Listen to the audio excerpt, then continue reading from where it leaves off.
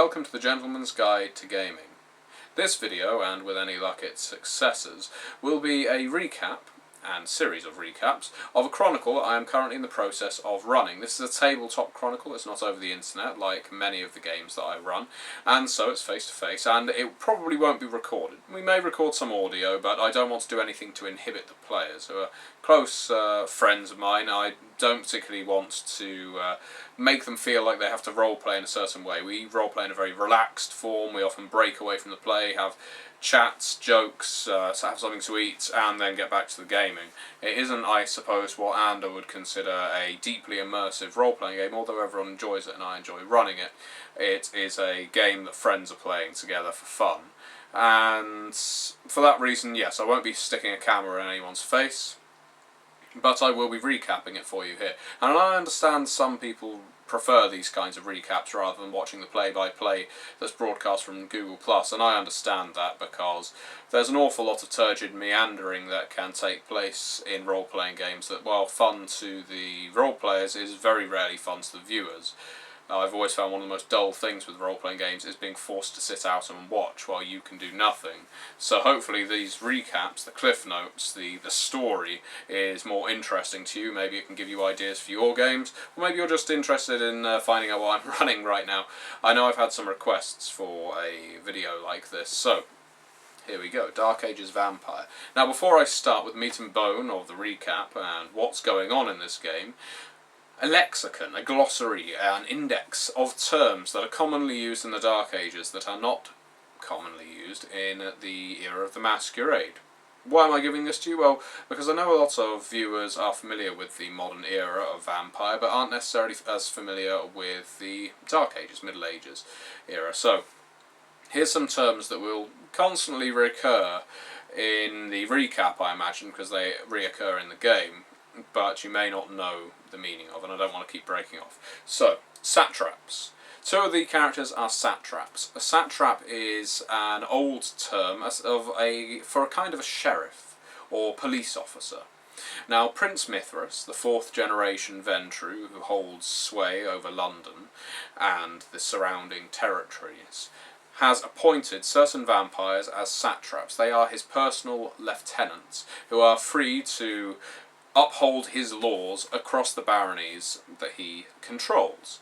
Now, they aren't necessarily more powerful or more prominent than other princes and barons. They don't report to them, but if these satraps feel, and they're all blood-bound to Mithras in one or two stages, if they somehow feel that Mithras is being betrayed, let's say, or is at risk of being harmed by any of these other people in his kingdom, then the satraps have full leave to carry out whatever prince's justice they see fit. Now yes, as I say, two of the characters are satraps of Prince Mithras, so that affords them a certain amount of status, and therefore in character generation two of the characters have such status. They are satraps of Prince Mithras. Another term is the baronies of Avalon.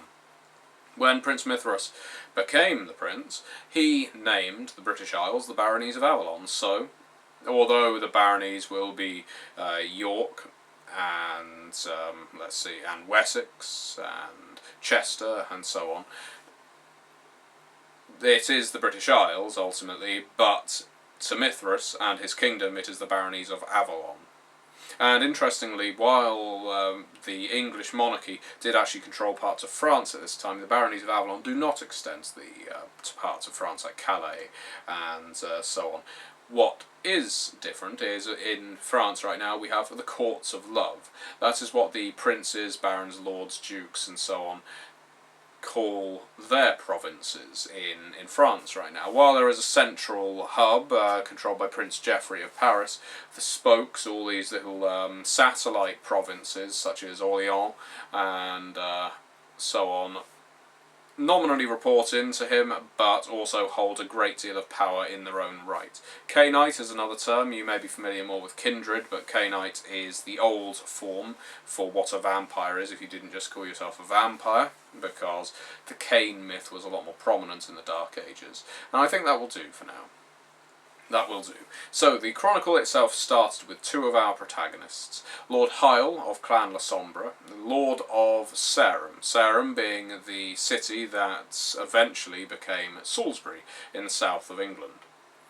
And Lord Hyle is a authoritarian on the Road of Kings, very much idolises Prince Mithras, and has done so pretty much since his embrace, to the point where he has a seneschal, just the same as Prince Mithras does, a Cappadocian, just the same as Prince Mithras has, although while Prince Mithras has Roger de Camden, I think a 6th generation Cappadocian, Lord Hyle has Sylvanus Brents, an apothecary from probably Visigoth origin or something of that like, from the Germanic states at any rate, and he is also a Cappadocian. This La Sombra, Lord Hyle, is not desperate or pathetically emulating Prince Mithras, but sees that Prince Mithras is the height of chivalry and, well, everything he should aspire to be in a lord, which is why Lord Hyle is on the Road of Kings. Sylvanus Brents is on the Road of Bones, and concerns himself more with the matters of death and the soul than politics, although he is quite an adept administrator of city affairs.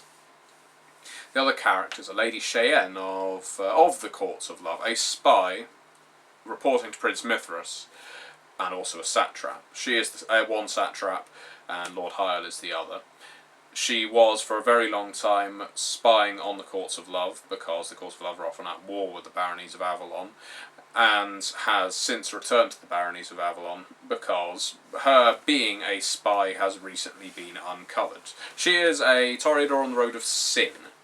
And now, interestingly, and I've checked with her, and she's happy for me to say this, the person playing Lady Cheyenne is a Christian. She's a Baptist, and yet she's been playing a character on the Road of Sin perfectly well, really indulging in the vice, in the sin that goes with it, that you have to uphold in order to not succumb to the beast when you're on that particular philosophical path that exists in the Dark Ages.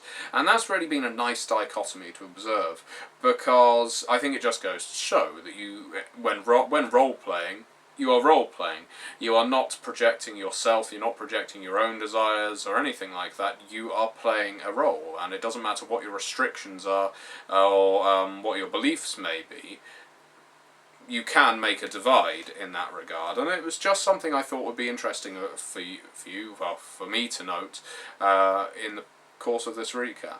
Our fourth player has taken on the role of a Nosferatu, Tobias, a poor little sod of a Nosferatu on the Road of Heaven, under the tutelage of his mentor Samuel Wise, a Toreador in St. Albans. Samuel the Wise was on the Road of Heaven and has rapidly been falling down the tier, the hierarchy of sins, and kind of living vicariously through his ward Tobias. So you have a Nosferatu who is higher up on the Road of Heaven than his Toreador master, who thinks, I can indulge my vice as much as I want as long as I'm keeping my child, this Nosferatu, pure. Now, the Nosferatu, his disfigurement, interestingly, while he is unaware of gargoyles or the Tremere or anything like that, he vaguely recalls, well, a demon, how you'd imagine it. Pug nose, sort of distended jaw, rivets, sort of nubs of horns across his head, and sort of malformed wings protruding, or rather deformities at least, protruding from his back.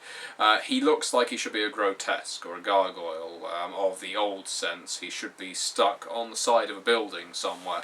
And so rather than looking like your typical rotting, mouldering, sewage-clad Nosferatu, he actually looks like he is a monster, but he's still at zero appearance. So, that is our coterie. But not yet, because at the start of the game it was Lord Hyle and Lady Cheyenne were waiting on the edge of the Thames for Lord Hyle's child, who was returning from his crusade. It's set in the late 12th century, just to give you a bit of background. Richard the Lionheart is the king, Richard I, and of course he's off on the crusade because he was only in England for about 6 weeks of his entire life. But yeah, that is the era. It's late 12th century. And Lord Hyle has been sent word that his child is returning from the Crusades on this night. The boat will pull in. However, much to his alarm, when the cog arrives, rowed in, it's a North African vessel, and the captain unloads his child in a coffin. The captain, a dark-skinned, swarthy man, a bald and braided beard, explains in broken French that, well, his child is in a bad way, that he is staked, and he would suggest that before releasing Stephen from his paralysed position, that he, well, prepared himself for anything that could happen, an imminent frenzy. Now, rather than rewarding this helpful Cainite that was in charge of this ship, they hurried off Lady Cheyenne and Lord Hyle. Lady Cheyenne with her entourage of sycophants. She has various mortals that are constantly grabbing and clawing at her cloak, trying to win her favour. Her 3 main servants being 2 mortals, two men, David and Guillaume, and a lady by the name of Sophia. And they and Lord Hyle made their way to Aldgate, where some of the heirs of Prince Mithras were making domain. They had arrived in London to have a convocation, and to find out from Stephen what was going on in the Holy Land. What was the political situation? Now, they brought him to Aldgate, to the castle there, and then staked him, and of course he frenzied. One of the things they noticed about Stephen, just before they removed the stake from his body, was that half of it looked rotted, necrotic almost, fungal, and grey, pockmarked, as if he was infected with some kind of illness, which was very interesting to Sir Roger de Camden, who was in attendance, being a Cappadocian and the seneschal of Prince Mithras. The other 2, in fact there were 3 other Cainites at Aldgate. Marcus Verus, the Baron of Chester, another one of Prince Mithras' heirs and his direct child. Lord Aethelwulf, his warlord, and a Zimitzi, who has been in Aldgate for several decades with a message for Prince Mithras that he is not allowed to deliver to anyone else from the voivodate in Eastern Europe. This Zimitzi, Saul, has just been there, waiting and waiting and waiting, and constantly basically playing on the right of domain. Once I'm here, you grant me sanctuary, and you can't just kick me out. I'm here, I'm safe now, and I'm going to hang around for as long as it takes for Mithras to come out of torpor, at which point I will present him with this scroll from my masters. No one knows what's on this scroll, not even Saul necessarily, but those were the 4 vampires in attendance. Now, when Stephen had the stake pried free, he did, of course, frenzy, and through the administration of blood from Lord Hyle's wrist, or forearm in fact, and through a bit of use of dominate, he found out what exactly had gone on. Apparently, when Stephen was returning from the Mediterranean, he had stopped in a Portuguese town and fallen upon the tradition of domain.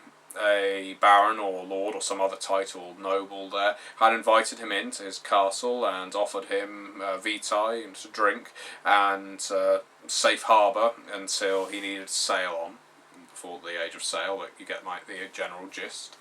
And Stephen had regaled him with talk of being in Mithras' court, how he had been out on the Crusades, how he was the child of Lord Hyle of Sarum.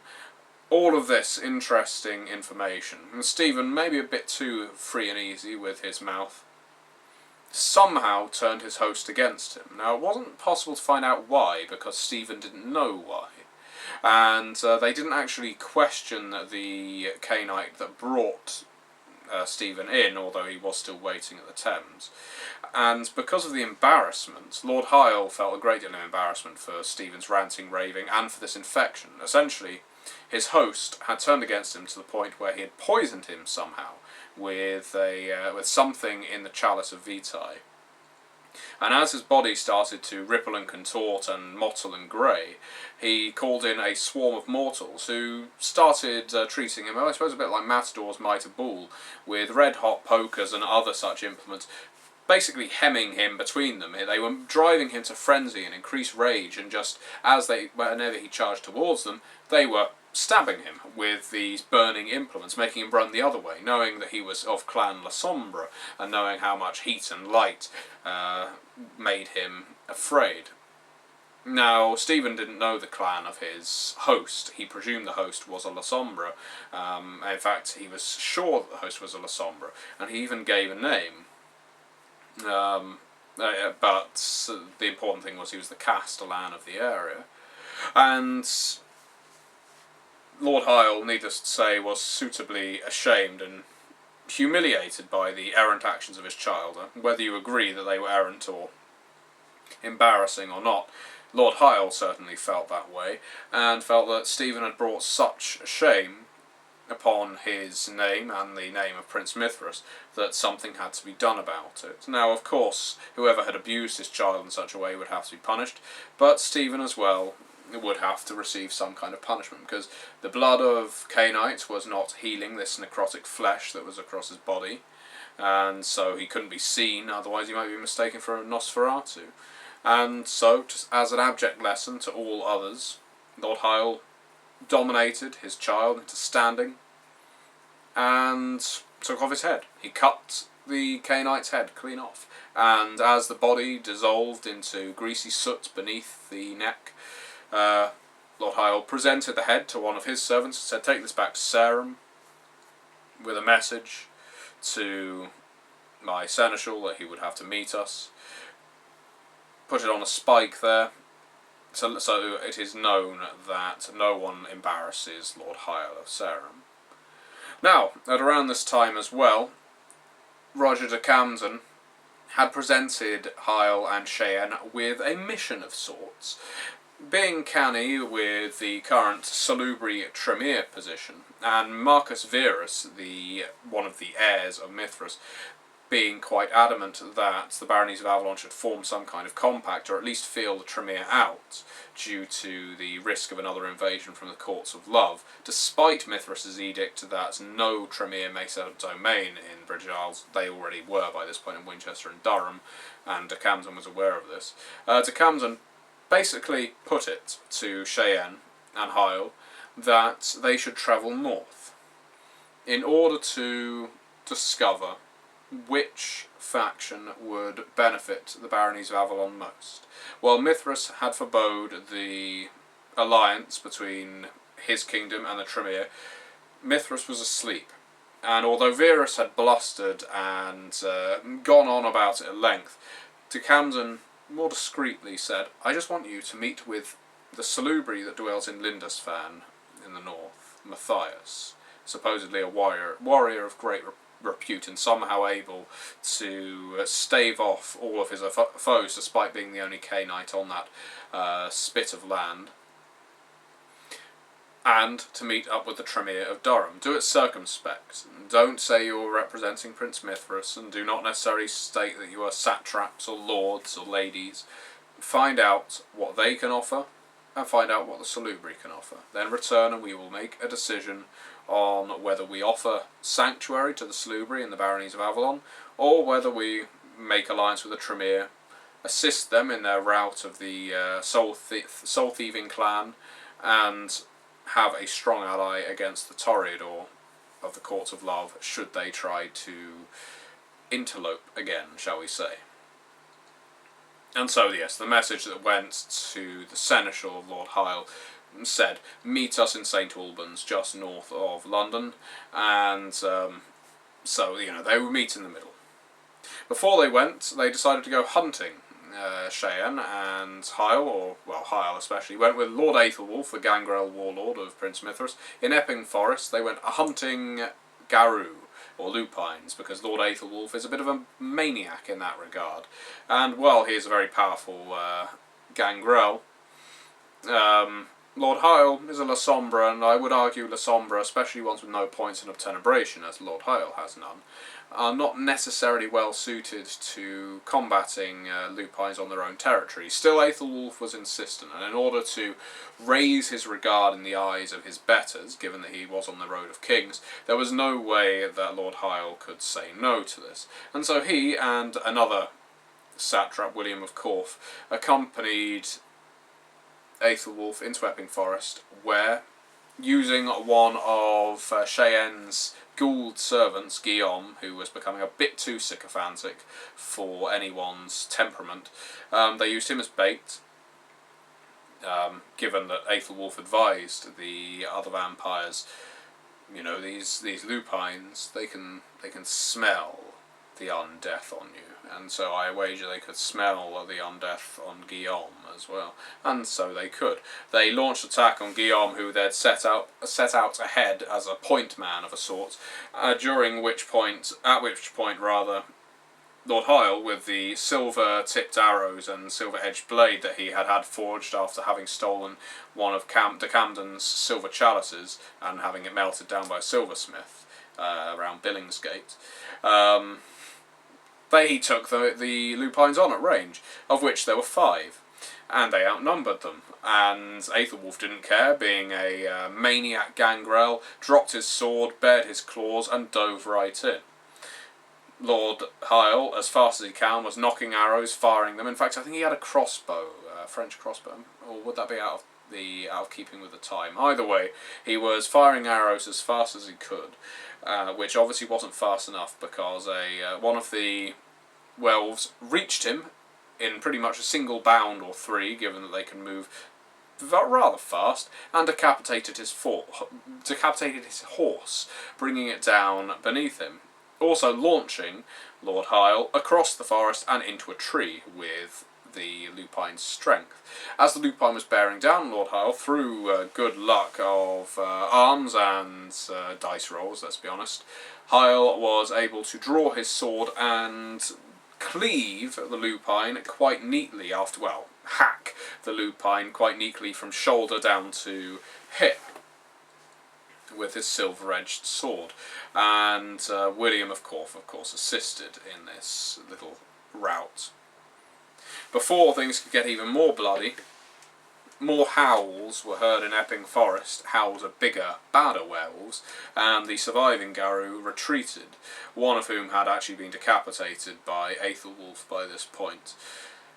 None of the ghouls in that scene survived, but the Cainites did, with some trophies, and Hyle, for better or worse, he's not necessarily a wise character, decided to skin one of the wolves that had reverted back to lupus form upon death, and put that skin as a kind of scarf, a top lining to his cloak.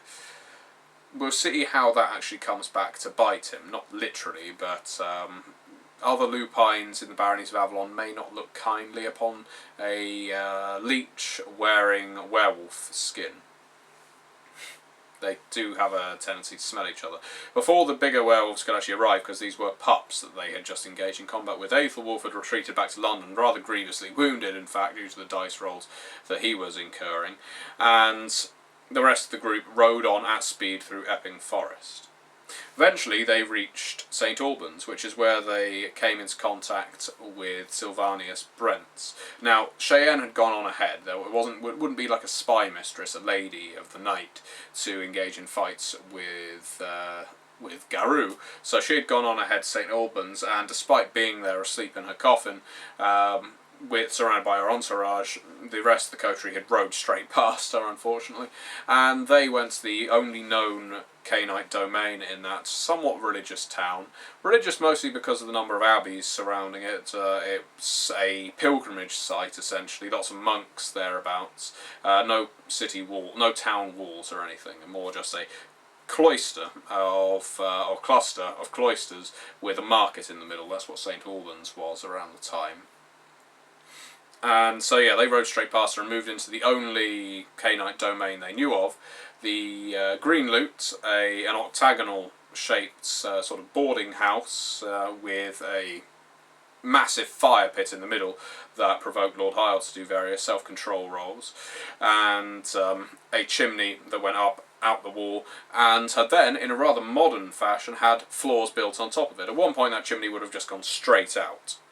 Would have been a fire pit in the middle, benches around the sides, and up and out the roof. Because as a rarity, this building had actually been built upwards, the chimney had to be diverted, and the only way between floors was by ladder, with the servants delivering drinks from the second floor by pulley on a rudimentary form of a dumbwaiter. So obviously you could load up kegs and so on to go upstairs from the outside, but the ground around this area is particularly tough, so there was no cellars. Anyway, I'm for some reason providing you with a bit of the geographical and historical layout of some of the pubs of the time, inns of the time. They ascended to see Samuel the Wise, who was there with his child. In fact, no, they met up with his child beforehand. A Scotsman, or at least a man of the north, was walking the streets and tried to sell to Sylvanus Brents and his master Lord Hyle, because the two of them had met up, some ointments for their awful pasty looking skin. It looks like you're dying, God you look so bad. After all, one of them was a Cappadocian and one of them was a Losombra who wasn't bothering to use a blush of health. Sylvanus only had one blood point at the time that he arrived, and didn't need much provocation to take this man into an alley where he drained him dry and then dissolved the corpse into ash, as is the Cappadocian way. Before this, the Nosferatu Tobias had arrived, at this point unknown to the other Cainites, and had persuaded them not to feed on a beggar boy who was just offering to stable their horses.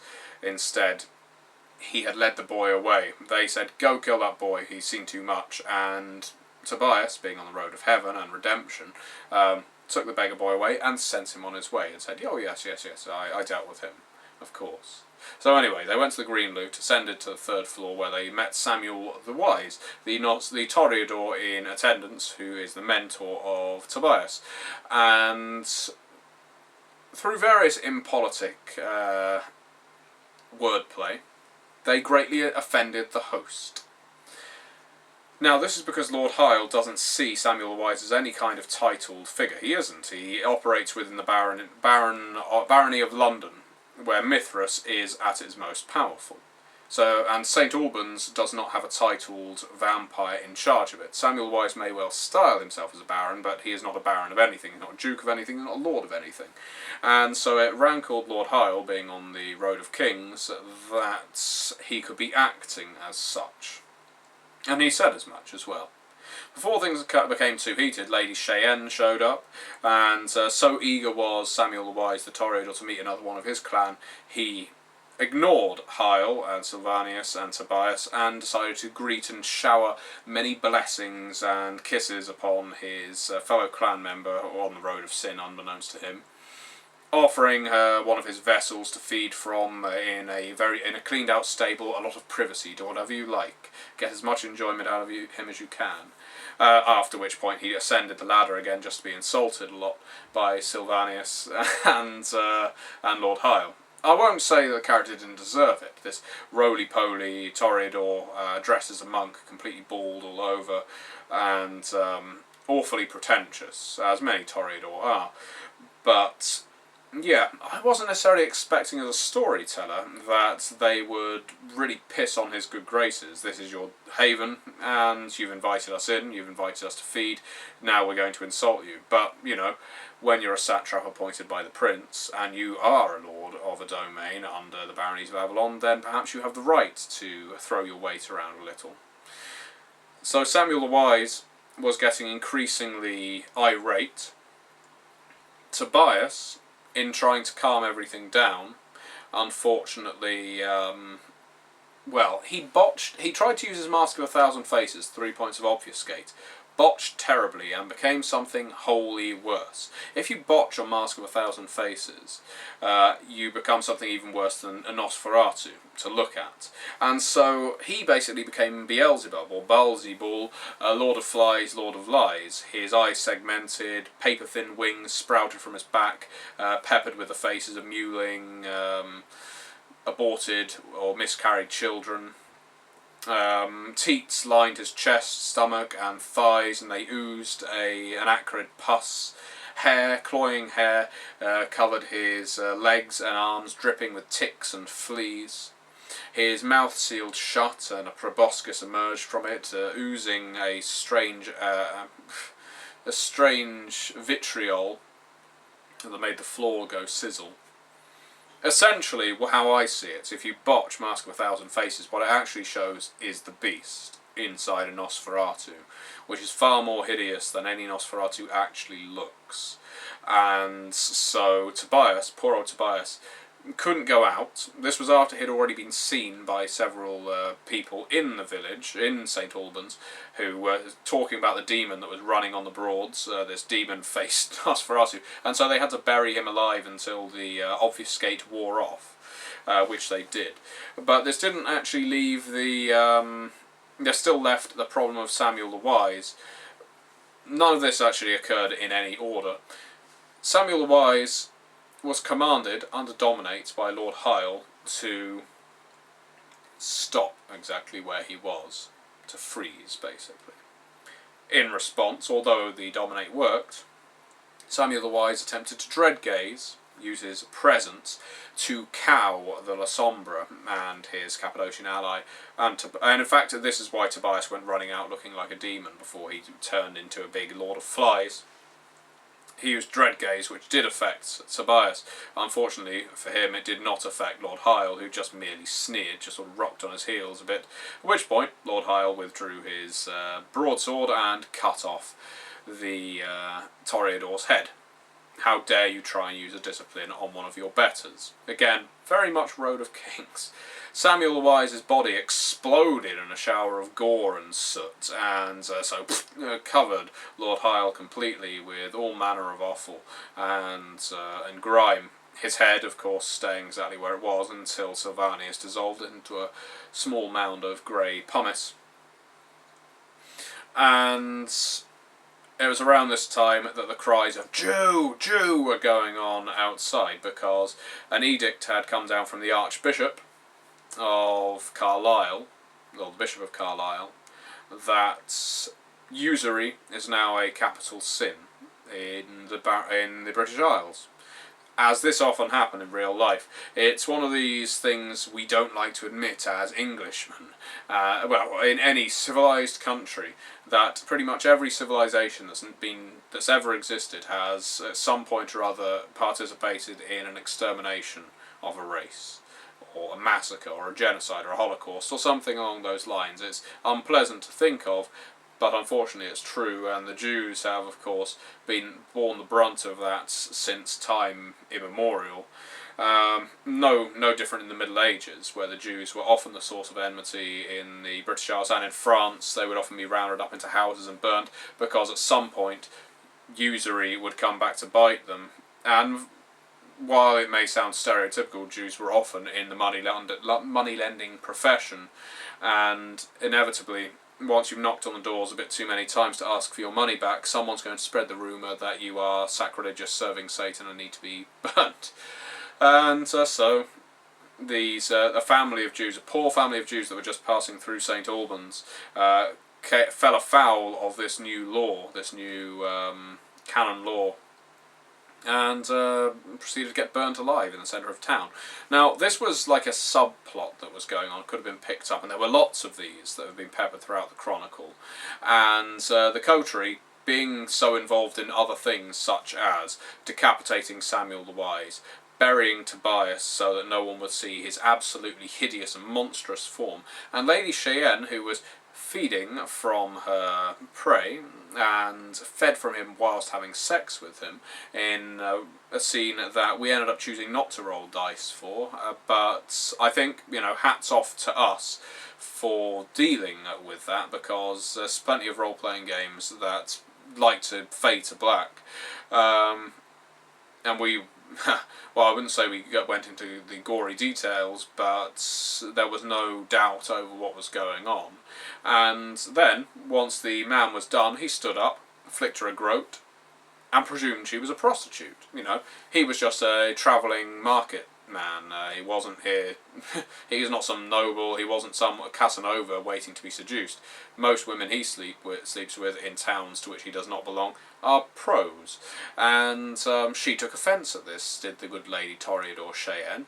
And so, using her 3 points of celerity, burning the blood with which to do so, she was right in front of him with one, with the second had taken out half of his throat, and with the third had pretty much ripped his neck completely out. So he wasn't even aware of what she had done. She had used him, she had fed from him, she had enjoyed his body, and then, as the blood sprayed upwards, and then his head collapsed and sprayed downwards, she lapped up the blood and enjoyed it and revelled in it, such as a Toreador on the road of sin should do.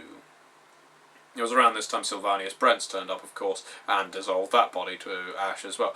Cappadocians are very useful for something. Why did that ill fate befall them? Anyhow, so this actually ended up resulting in the protagonists hiding out in this barn with the big pile of vessel ash, whilst the townsfolk of St. Albans decided to go out hunting this demon that was seen by so many, tearing through the Green Lute Tavern, Tobias, and across the street. So fired up were they after their good old-fashioned Jew burning, and in order to throw these townsfolk off the scent, Lord Hyle pretended that he had hired Lady Cheyenne for her services, whilst Tobias was of course buried alive, or just buried, he's a vampire, and Sylvanus decided to disguise himself in the shadows. So they managed to avoid the wrath of curious and superstitious townsfolk by just coming across as a noble chap who was using the services of a Red Lady. They soon left St. Albans with their next stop on the road intending on being Bedford. This was after raiding some of the scrolls and property of the now deceased, final deceased, Samuel the Wise. They discovered that a Claudia San Giovanni was in attendance in Bedford, and they know that the Cainites that make their dwelling there are Lord and Lady Amber of Clan Ventru, also direct childer of Prince Mithras, and a Nosferatu by the name of Gengaina, who is an interesting one. And that is as far as we have got. So the characters so far have gone from London to St. Albans, have cleaved merry hell, leaving a trail of death and destruction in their wake. What ill fate will befall Bedford when this four, they have exhumed Tobias and they are bringing him along with them now that he has lost his mentor, in order to tutor him properly in other paths. Lady Cheyenne fully intends to corrupt Tobias onto the road of sin. I don't know whether Lord Hyle cares too much about bringing him onto the road of kings, but knows that Nosferatu could be very useful to have along. And Sylvanus Brents is very interested in meeting up with this San Giovanni lady, because he knows that the Giovanni are a small family of Venetian necromancers that have recently been embraced into his clan, and he would love to share notes, I have no doubt. So a very long recap, but that actually takes us up to where we are. Say, dark, wet night coming up for the vampires in Power or Mercy.